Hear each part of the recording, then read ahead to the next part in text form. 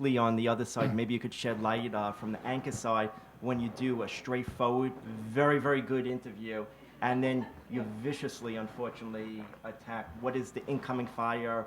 What is it like, and how do you respond mentally to that?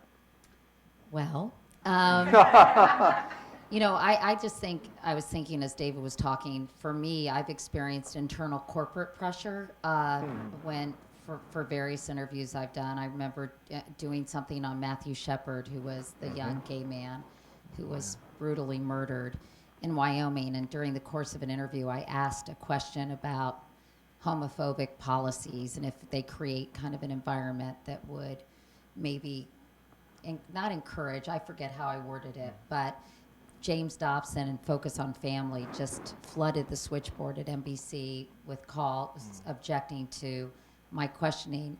And I felt comfortable with the way I had worded it, but they really took offense at it, some of these folks. And then I remember interviewing Condi Rice and getting kind of an email from Bob Wright saying that he had heard a lot of people complaining about one of my questions. And it really aggravated me because I thought he shouldn't have been doing that to me as a journalist and in his position. And I wrote him a pretty pointed email back.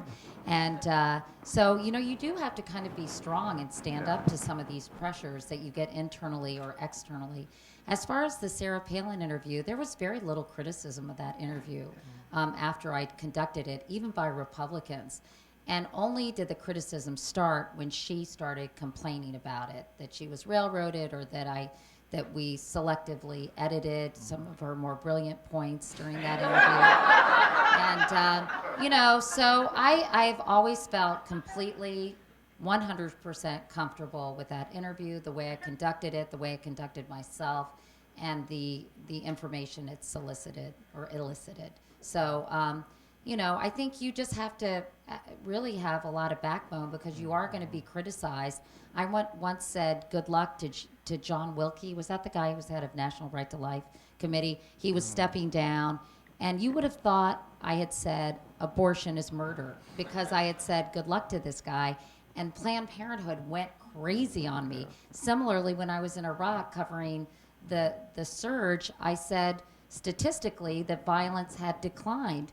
And MoveOn.org went crazy on me. So I've been attacked by everybody at different points, by the left and the right. And I remember when I went out to dinner with Walter Cronkite before I did the evening news, and he said, you're going to get criticized by everybody, and as long as you're criticized equally, you'll know you're doing a good job.